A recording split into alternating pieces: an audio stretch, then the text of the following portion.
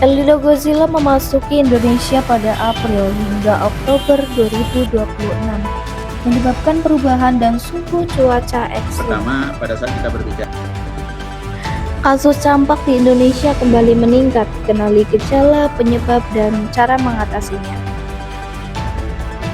Rekomendasi tempat kencan unik, Jasmine Park ketika satwa, alam, dan restoran jadi satu. Halo pemirsa, selamat siang. Jumpa kembali dalam program Weekend Update. Program ini akan menemani Anda dengan informasi ringan untuk mengisi akhir pekan Anda. Dengan saya, Amanda Dewi, akan menemani Anda selama 15 menit ke depan. Inilah Weekend Update selengkapnya.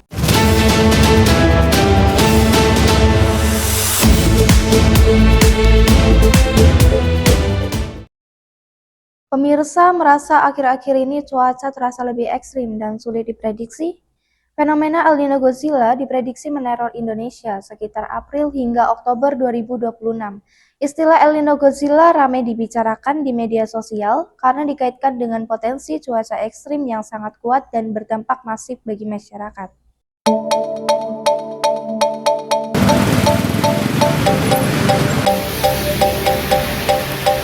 Baik pemirsa, sekarang ini saya sudah terhubung dengan Bapak Putu Santikayasa, Kepala Pusat Manajemen Risiko dan Peluang Iklim di Asia Tenggara dan Pasifik. Selamat siang, Pak. Selamat siang, teman-teman semua. Terima kasih telah bergabung bersama kami, Pak. Kami ingin bertanya mengenai iklim yang sekarang terjadi gitu, yaitu tentang El Nino Godzilla. Yang pertama, apa sih itu El Nino Godzilla, Pak?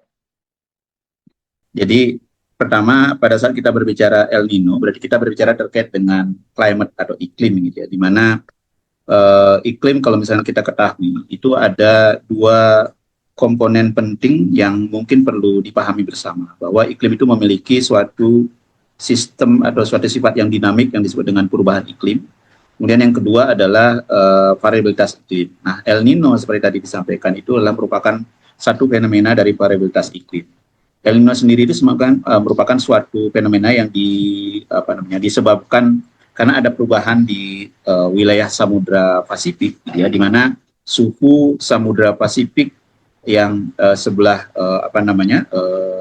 tengah, gitu ya, itu menjadi lebih hangat, gitu ya. Jadi suhunya cukup meningkat, nah sehingga menyebabkan terjadi pergeseran pusat tekanan tinggi yang seharusnya ada di bagian barat Samudra Pasifik itu bergeser ke arah timur. Jadi itu yang menjadi dampak atau penyebab dari El Nino. Nah, varietas iklim mungkin sebelum masuk kepada El Nino Godzilla tadi, El Nino sendiri itu suatu fenomena di mana umumnya di daerah Indonesia itu akan mengalami penurunan curah hujan karena ada pergeseran tadi pusat tekanan tinggi, ya, sehingga menyebabkan curah hujan yang harusnya jatuh di Indonesia itu bergeser ke arah timur.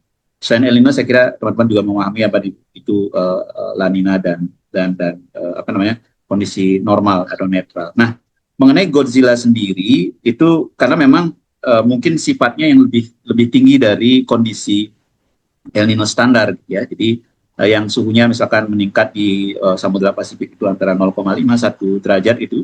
Nah, di sana bisa sampai mungkin 2 sampai 2,5 derajat meningkat, sehingga dia akan memberikan dampak yang cukup tinggi. Saya kira itu penamaan Godzilla itu lebih kepada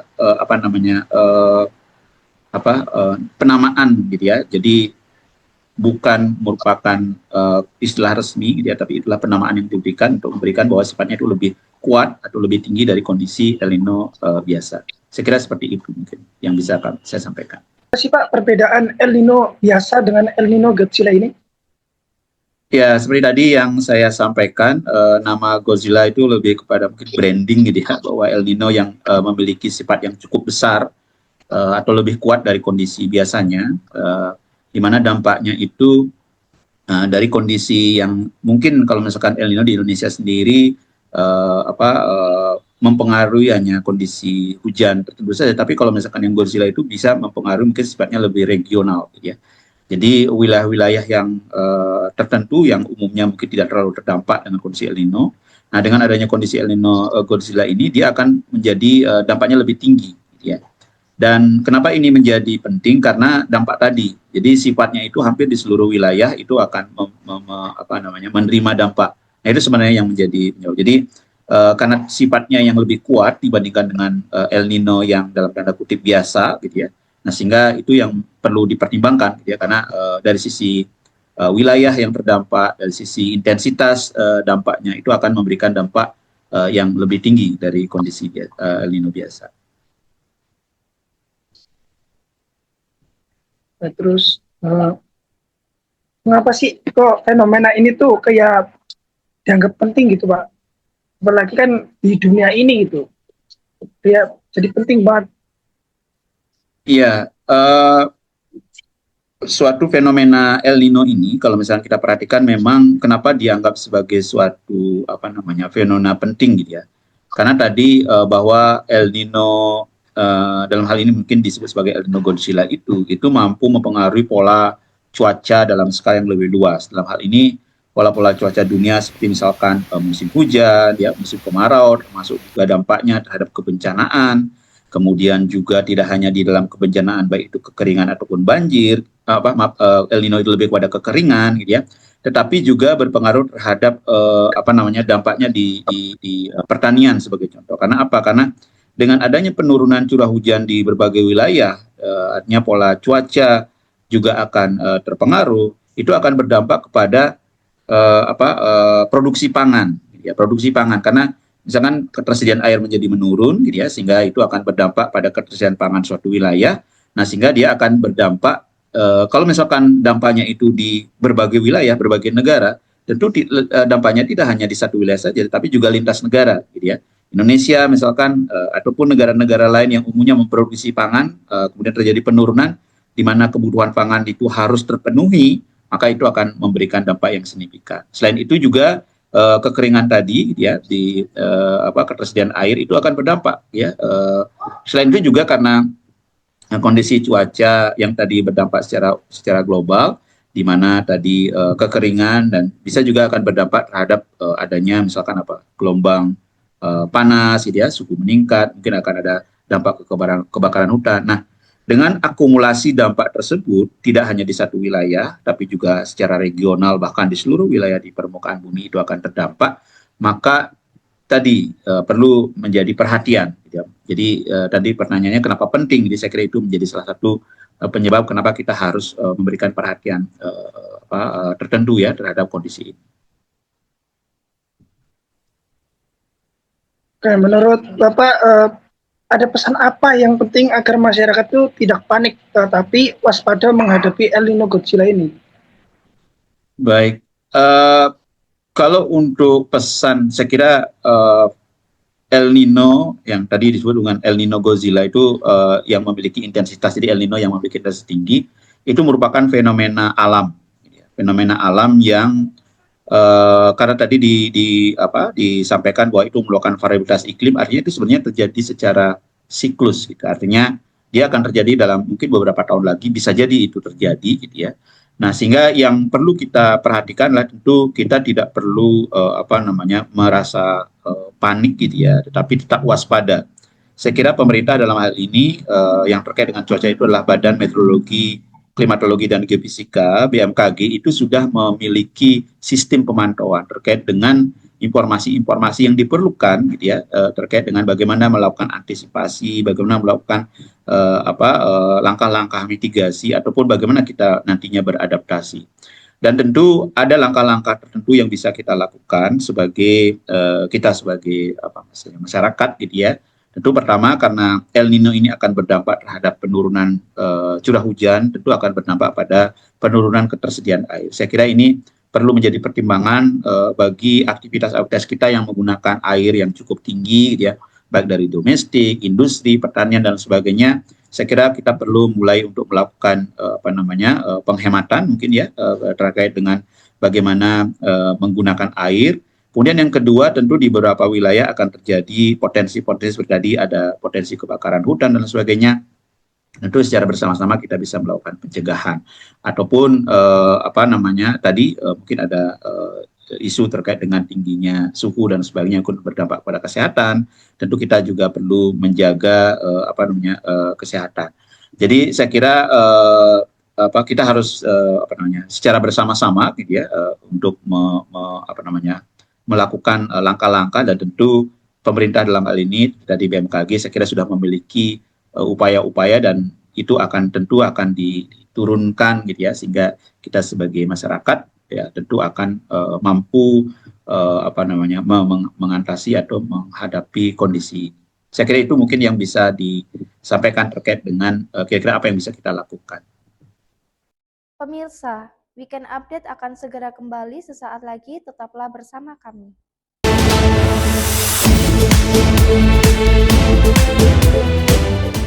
Bukalapak emang cincai, harga santai kagak lebay.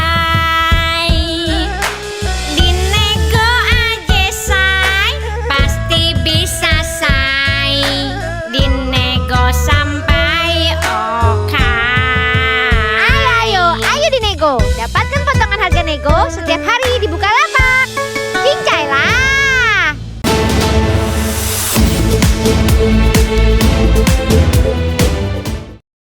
Pemirsa, kasus campak di Indonesia kembali meningkat. Kementerian Kesehatan mencatat sampai pertengahan Maret 2026 ada 58 kejadian luar biasa campak di 39 kabupaten kota yang tersebar di 14 provinsi di Indonesia. Lantas, apa yang menyebabkan kasus campak melonjak? Dan apa yang harus dilakukan masyarakat untuk mencegah buah hati mereka terkena campak? Jadi penyakit campak itu adalah penyakit yang disebabkan oleh virus. Nah, gejala-gejalanya itu biasanya penderita itu demam, ya. Demamnya bisa tinggi, bisa 39 derajat ke atas. Kemudian pusing, ya, bisa disertai dengan mual, itu yang gejala-gejala umumnya. Tapi gejala-gejala ciri khasnya itu adanya bercak-bercak merah pada kulit. Nah, biasanya dimulai di belakang telinga, kemudian di wajah, kemudian turun makin ke bawah, ke leher, ke badan, ke tangan, dan akhirnya bisa menyebar ke seluruh tubuh. Dan biasanya itu berlangsung beberapa hari gitu ya. Nah, biasanya yang paling mengkhawatirkan biasanya kan dari panasnya ya. Kemudian tadi penyebabnya itu virus, dan penyebab dari penyakit yang disebabkan oleh virus biasanya itu ada istilah namanya self-limiting disease. Jadi sebetulnya penyakit itu bisa sembuh sendiri setelah durasi penderitaannya itu penyakitnya tersebut selesai gitu. Cukup berbahaya jika terjadi komplikasi. Misalnya yang sering terjadi komplikasi itu di pernafasan. Jadi sering penderita itu menderita gejala batuk ya, yang juga disertai dengan reak atau lendir, dan itu bisa menyebabkan peradangan pada saluran napas bagian bawah, dan itu yang berbahayanya. Jadi bisa sesak napas dan bisa bahaya-bahaya yang lainnya juga. Bagaimana cara pencegahannya? Nah, pencegahannya sebetulnya dengan masyarakat yang majemuk seperti kita ini dan iklim tropis seperti kita ini memang sangat tidak bisa kita cegah dengan pasti, tapi beberapa jika kita mengetahui sesudah ada penderitanya, itu pencegahannya adalah penderitanya itu mesti diisolasi. Diisolasi maksudnya di sini adalah dia dijauhkan dari orang-orang sehat yang sekitarnya sampai benar-benar dia sembuh.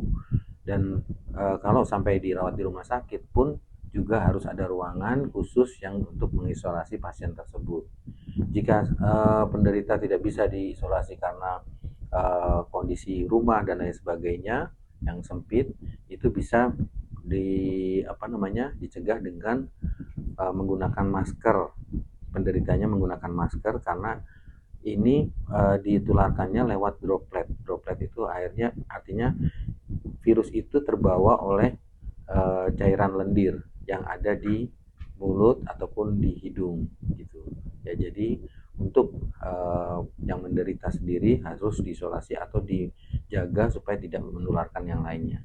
Nah, untuk yang masih sehat itu dijaga imunitasnya, daya tahan tubuhnya, yaitu dengan istirahat cukup, kemudian minum vitamin ya. Jadi kalau satu keluarga ada yang menderita campak, yang sehat-sehat itu juga harus menjaga imunitas tubuhnya, seperti itu. Memang karena penderita campak ini banyak diderita oleh anak-anak, sehingga para orang tua yang mempunyai anaknya campak, satu, jangan sekolah ya, karena sekolah bisa menularkan temannya dan bahkan satu kelas bisa terkena campak. Memang untuk orang yang sudah terkena campak itu resikonya lebih kecil ya, hampir dibilang sedikit untuk bisa tertular lagi. Tetapi sebaiknya orang yang menderita campak ya, anak yang menderita campak itu sebaiknya di rumah saja. Jadi diberitahukan ke pihak sekolah bahwa anak ini tidak masuk kira-kira 1 minggu ya, benar-benar sampai dinyatakan sembuh oleh dokter ya. Kemudian mungkin udara yang ada di rumah itu mesti sirkulasinya bagus, sehingga virus-virus yang ada di udara ini bisa keluar begitu saja. Kemudian juga pencahayaannya juga mesti bagus dan dari bekas-bekas makanan seperti sendok, kemudian gelas ya, piring, itu nggak boleh bertukar-tukar dengan saudara-saudaranya ataupun dengan orang yang belum pernah menderita campak terutama ya. Itu pencegahannya itu. Pemirsa, setelah jeda berikut ada informasi yang dapat menjadi ide tempat ngedate unik. Tetaplah bersama kami.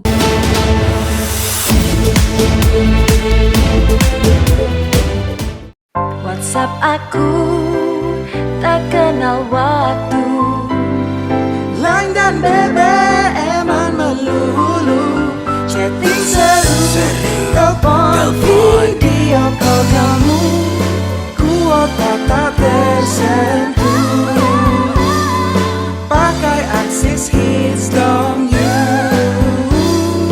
pakai Axis Hits dong you.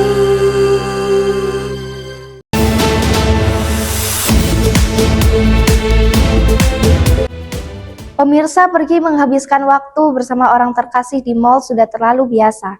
Rekan kami, Rizka Padlia, akan mengajak Anda mengeksplor Jasmine Park, sebuah hidden gem di Tangerang, Banten, di mana alam, satwa, dan restoran semua jadi satu. Siapa tahu bisa menjadi ide menghabiskan waktu bersama orang terkasih akhir pekan ini.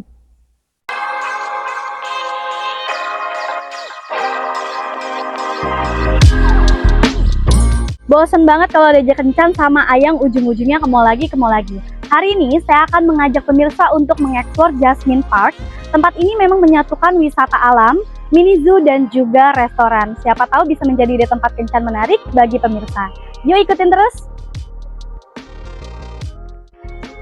Jasmine Park terletak di Kecamatan Cisau, Tangerang, Banten. Satwa-satwa yang ada di mini zoo ini sangat beragam, mulai dari reptil, burung, mamalia, rodensia, unggas, hingga yang terbaru yaitu unta. Jadi selain untuk tempat wisata keluarga ya, di Jasmine Park itu biasanya identik juga dengan zoo date.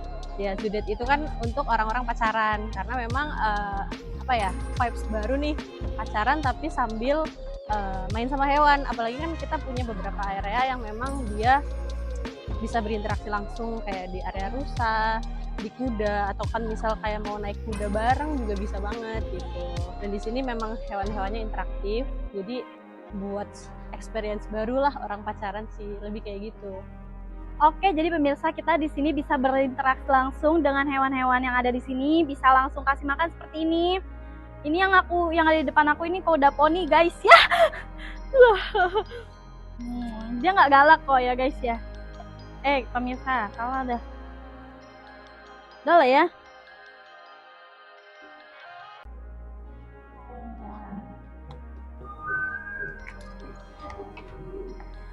Baik pemirsa, untuk tiket bisa ditukarkan langsung ke kasir, nanti bisa dapat kromboloni ataupun air mineral. Tapi hari ini saya lagi pilih kromboloni nih karena lagi lapar banget ya. Mari kita coba.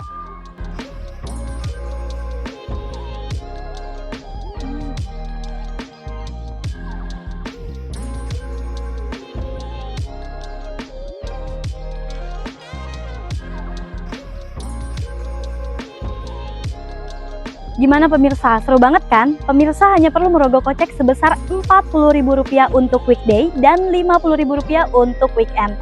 Saya Rizka Padlia dan Anastasia melaporkan dari Tangerang, Banten.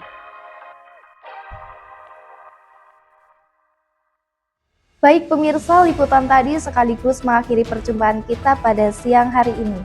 Saksikan Weekend Update setiap hari Minggu di jam 11 siang di TV2. Saya, Amanda Dewi, mewakili seluruh kerabat kerja yang bertugas pamit undur diri. Terima kasih dan sampai jumpa. Gigi kamu kenapa kuning banget? Nggak sikat gigi ya? Panas! Oh, panas!